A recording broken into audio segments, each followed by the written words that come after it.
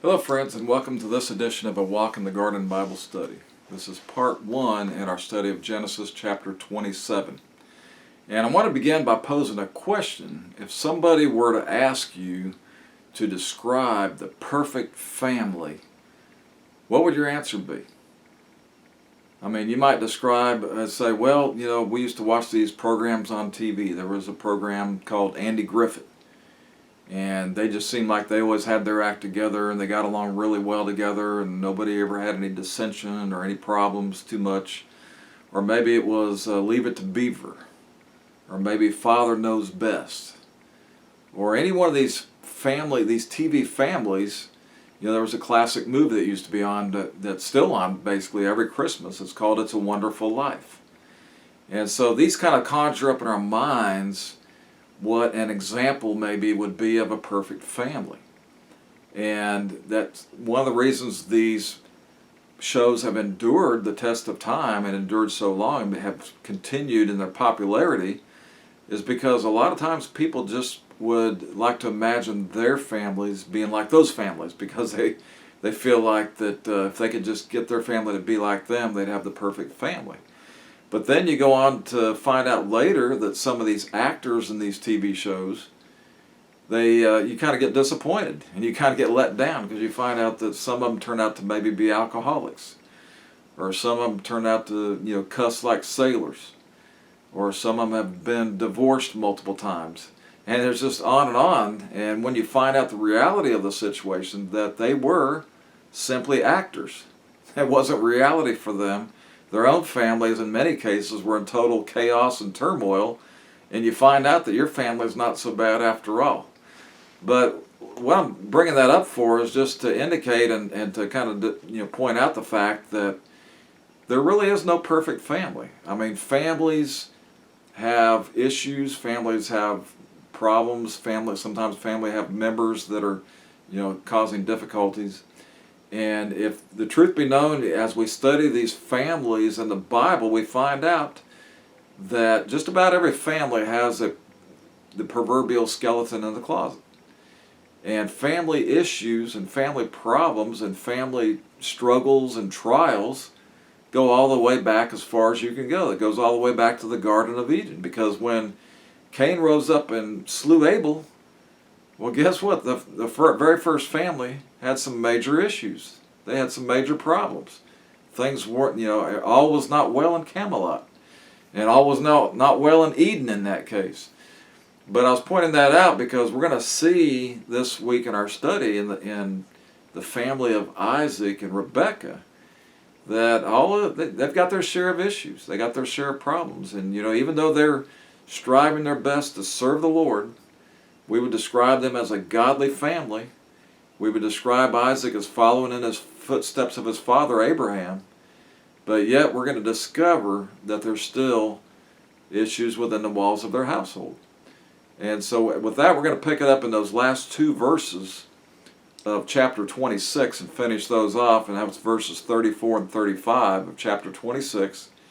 And here we're going to see a little something about Esau. And the Bible says, and Esau was 40 years old when he took to wife Judith, the daughter of Beri the Hittite, and Bashemath, the daughter of Elon the Hittite, which were a grief of mind unto Isaac and to Rebekah. And so here we see a very interesting situation, because if you remember when Isaac himself was going to find a wife, you remember Abraham sent his servant out, his trusted servant, to go out and seek out a wife for Isaac from their own kindred, in their own land, their own homeland. And because this is exactly what Abraham didn't want for Isaac. He didn't want him to take a wife of the Canaanites, or of the Hittites, or of any of these, maybe not so much ungodly groups, but just groups that weren't part of their fold, that weren't part of their kindred, and that could possibly bring, false things into the household. So Abraham was looking out for Isaac, and in fact, he didn't let him go out and choose his own wife. He had his wife brought in, and that was in the form of Rebekah. And so here, now we see that Esau goes out and does that very thing that Abraham did not want to happen to Isaac. And so he does it. And what does it tell us? It says he went out and married wives of the Hittite clan. And so we see that even though Isaac's marriage was blessed and anointed by God, even though he had prosperity that God had given to him, and even though he was righteous in majority of his doings, but now we're made aware of something that's going on with one of his sons, and that is his eldest son, Esau. And we're made aware of difficulties that Esau is going to bring not only upon himself, but upon his entire household. What do we see here? Well, the first difficulty is we see that he married 2 wives. He has a multiple marriage.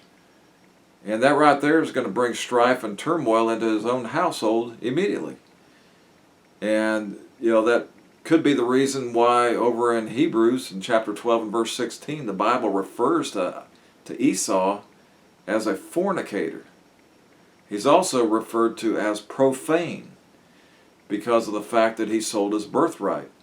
And so his character, his true character, is just being made manifest here. I mean, we already saw part of his character was that he was willing to sell his namesake, to sell his birthright, the rite of passage that he had as the eldest.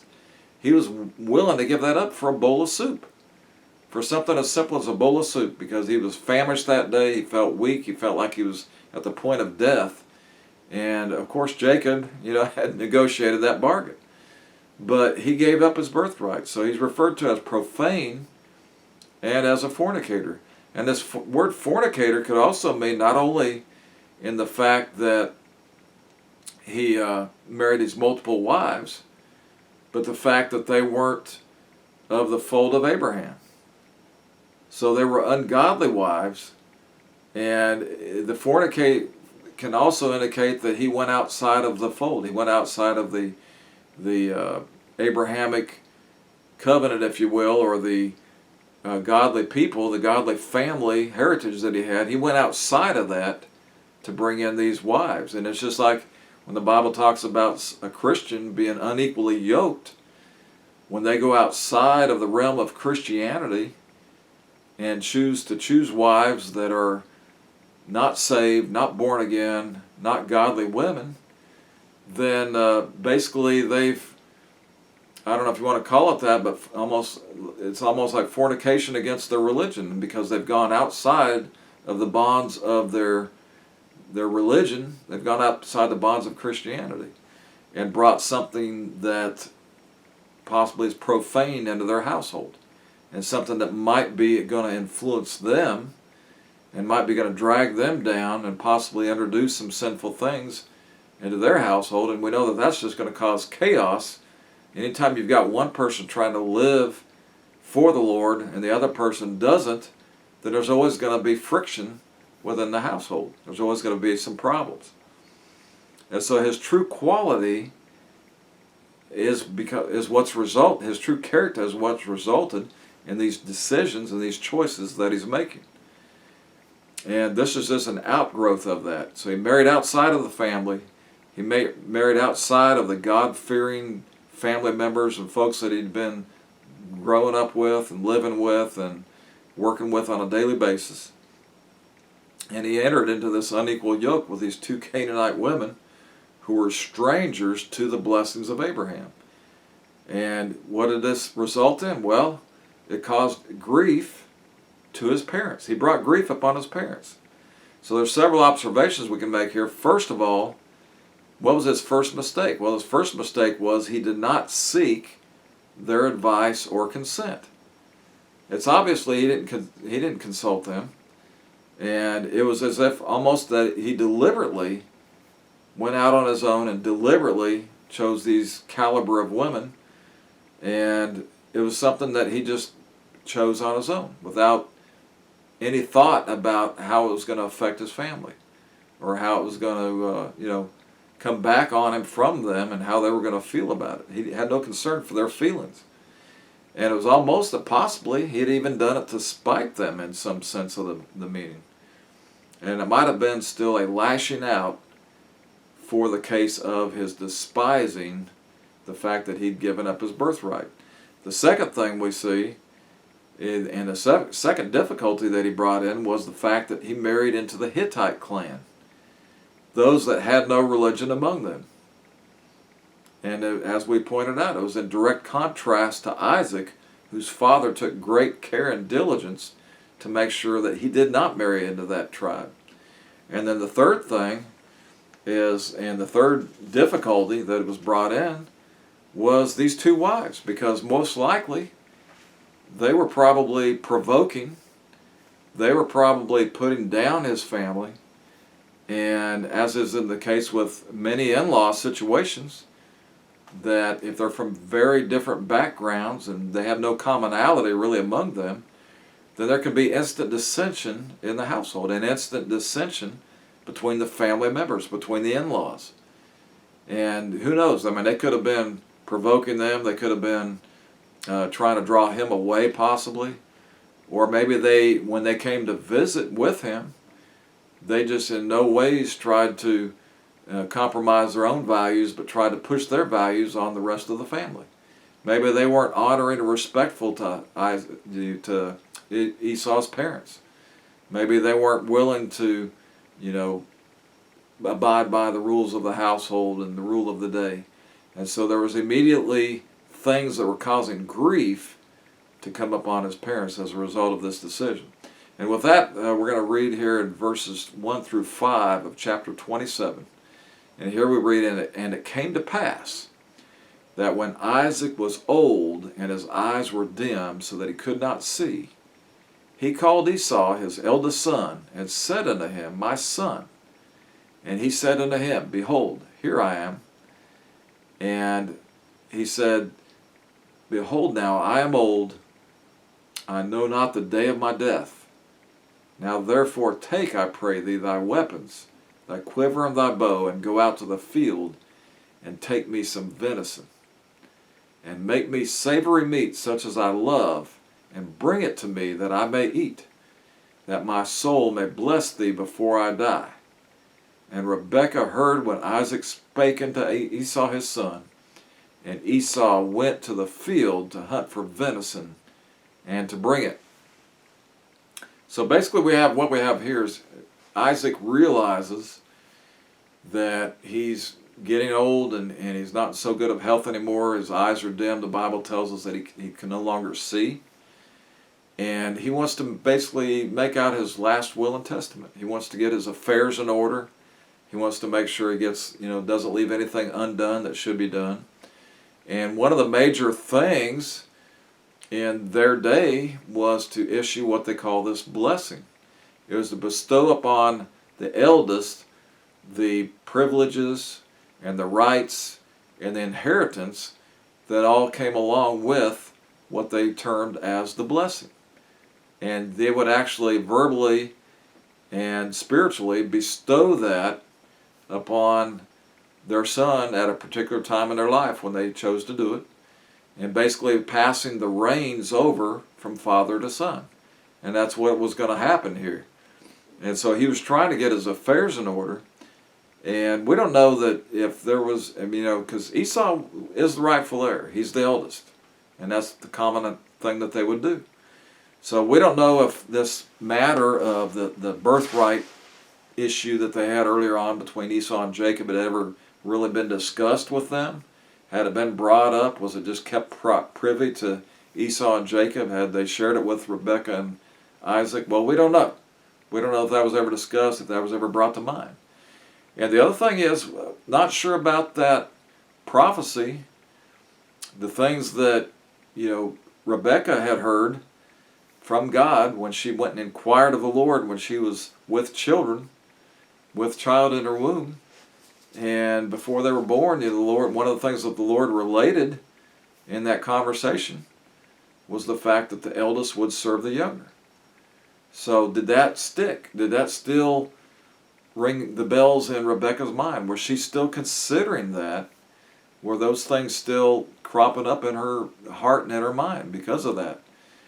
Well, we don't know. But what we do know is that we see here that as Isaac was speaking to Esau and telling him what he wanted him to do, because he's about to bestow his blessing. He wants it to be a special event.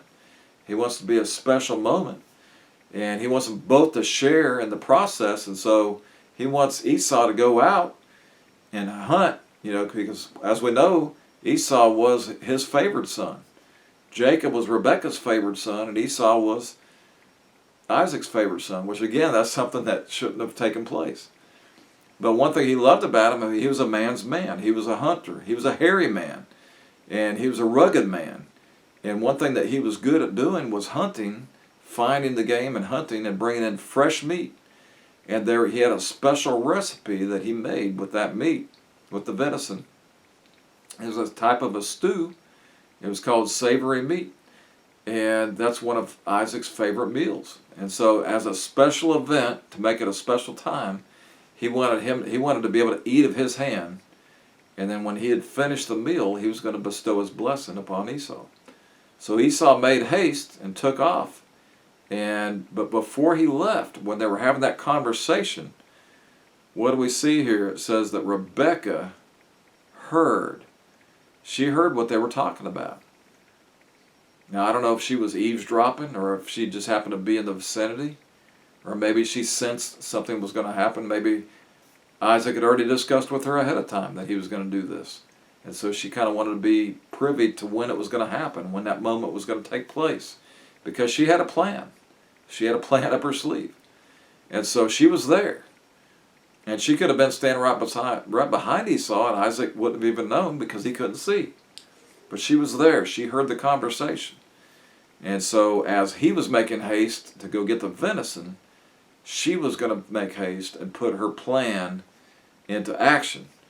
And her plan was the fact that she was going to try and attempt to deceive and to trick her husband, to trick Isaac, into bestowing the blessing on Jacob instead of Esau.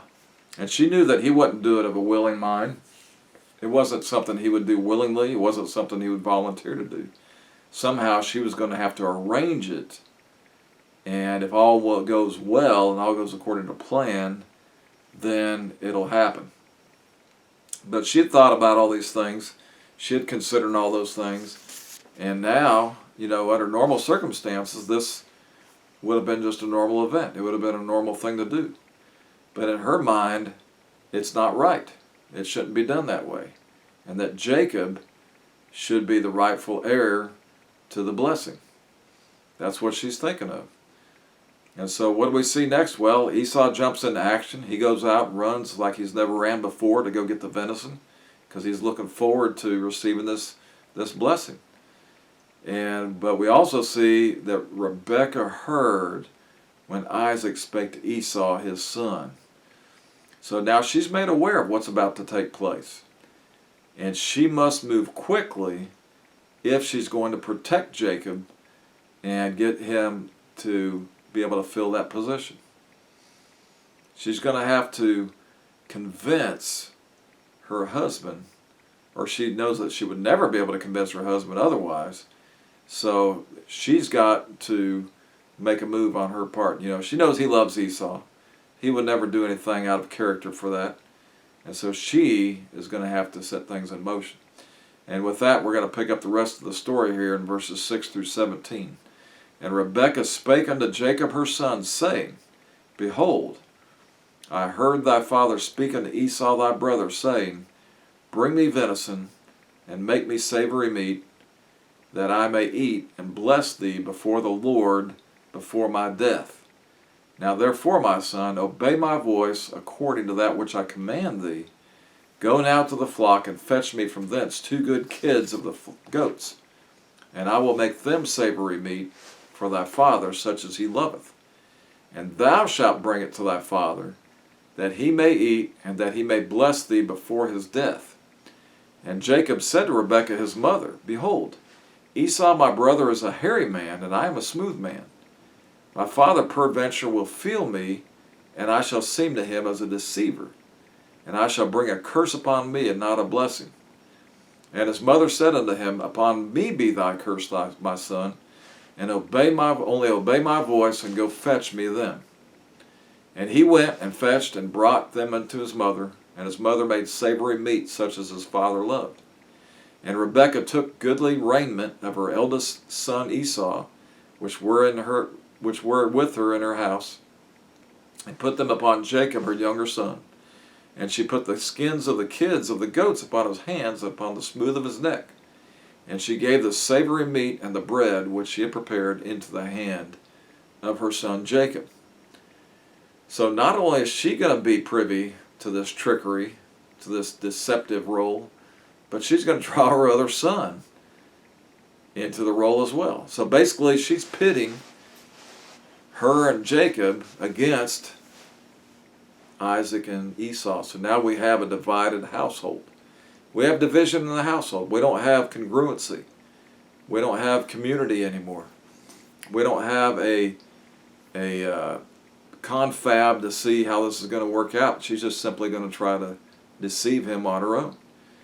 And the interesting thing is that Jacob had already deceived or tricked Esau in the past. So now his true character is coming out as the deceiver, as the trickster. And so at last, Rebekah finds an opportunity now to procure that for Jacob which was designed for Esau, that of Isaac's blessing. And since Jacob is her favorite, that's exactly what he wants her to have, what he wants him to have. Now technically Esau had forfeited his right, his birthright, before, when they had that verbal agreement, but it was really not a legal binding agreement because it had to be given by the father. It had to be issued by Isaac himself. And so, even though he had done that, Isaac could still override it. And so now we see that Rebekah, with her cunningness and her clandestine activities, her slyness, has formulated a plan. And the thing is every plan that is not a good thing to do, it might be a crime, it might be somebody going to rob somebody or try to break into a place and do something. It always has to be planned out. It has to be planned out. It has to be, everything has to be analyzed. Everything has to be put into place. And if any one thing doesn't work out, then the jig's going to be up. It's going to be over with. They're going to be found out. They're going to be caught. And so that's what Jacob was worried about, because Jacob's response, when his mother, he didn't deny or didn't turn down doing it. He said, "No, mother, I would never do that to my father." Or, "No, mother, I would never do that to Esau." Or, "I can't believe you're asking me to do that, mother." No, he didn't say any of that, but his concern was the plan isn't good. Because how am I going to get away with it? Especially if he asks me a question, he's going to know, my voice and Esau's voice aren't identical. He's going to know the difference. And when somebody can't see so good and they're kind of blind, their other senses seem to increase. Their sense of smell, their sense of taste, their sense of feel, touch, all those senses, their hearing, they all seem to increase. When they lose one sense, it seems like the other one's increased to make up for it. So he's going to be even under more scrutiny. And then because they're such of a different nature, Jacob's a smooth man, Esau's a hairy man. Jacob's more of a man of the flocks and hanging around the house area, where Esau's more of a man of the field and the wild and the woods and the hunt. They'd even have a different smell. Their clothes would smell different. Their clothes would feel different. Their skin would feel different. Everything about them is different. So Jacob's response was, "Well, how are we going to pull this off, Mom? Because obviously the chances are great that he's going to find out just by, when he asks me to come close to him. He's going to find out. If he feels me, he's going to know." And so Rebekah had an answer for that. She had an answer for that, and Jacob was worried that the plan's going to fail. And if it fails, what does he say? He says that Isaac's going to know, my father's going to know that I'm going to seem to him as a deceiver. And if he thinks I'm trying to deceive him, he's going to place a curse upon me instead of a blessing. And so she tries to ease his mind about that. She says, "No, if that were to happen, I'm going to try to not let it happen, but if it were to happen, don't worry about it. The curse will be upon me, not you, because I'm the one that is initiating this plan." So even that probably wouldn't be the case. She wanted to set his mind at ease so he wasn't going to be concerned about that and that he would follow through. And so that's what they kind of came up with. And so what did Rebekah say? She says, "Therefore, my son, obey my voice according to that which I command thee, and don't worry about my son, because if my plan fails, upon me be thy curse. I will take responsibility. I will accept the blame, and I will suffer the consequences should things not work out." Well, we're going to have to close here in a minute, but I just want to share these parts of the deception process. And the first part of that is going to be, the first part of the deception is going to be deceiving his sense of taste. As we talked about, his senses are increased. So in order for her to deceive his sense of taste, she's going to have to make the dish exactly the way Esau would make it. And it's going to have to be some really good quality meat. It's going to be the kid goats. They're going to be seasoned just properly. And they're going to taste exactly like Esau's dish. The second is they're going to trick him in his sense of feeling and smelling. Because what does she do? She's going to put Esau's clothes on him, so his best clothes, he'll know the feel of the clothes, he'll know the style of the clothing, but he'll also be able to smell the smell of the field upon those clothes. And then also, she's going to put the skin of the goats, just enough hair there where he'll feel some hair, because he knows if he felt Jacob's arm, it'd be completely smooth. There is no hair. But if he feels that rough kind of cursive hair there, then he's going to assume that it is Esau after all. And so they're tricking him with using his own infirmity against him. The fact that he can't see and the fact that his other senses are increased, they're going to use those very things against him in order to trick him. And so what do we see next? We see that she gave the savory meat and the bread which she had prepared into the hand of her son Jacob. And so this is a dismal picture indeed. They've made the plans, they've made the preparations, and now they're putting their plan into action. And they've got to take a little haste about it, because they got to get it all finished and completed before Esau returns, or else the whole thing's going to be a sham. It's going to be in shambles. So the timing is crucial. The deceptive plan is laid. The timing is crucial, and everything is in place and planned out. The bowl is given to Jacob, the bread is given to Jacob, and this would be the last possible chance for a change of heart. This would be their last chance of a change of heart, is because he's fixing to go in and see his father.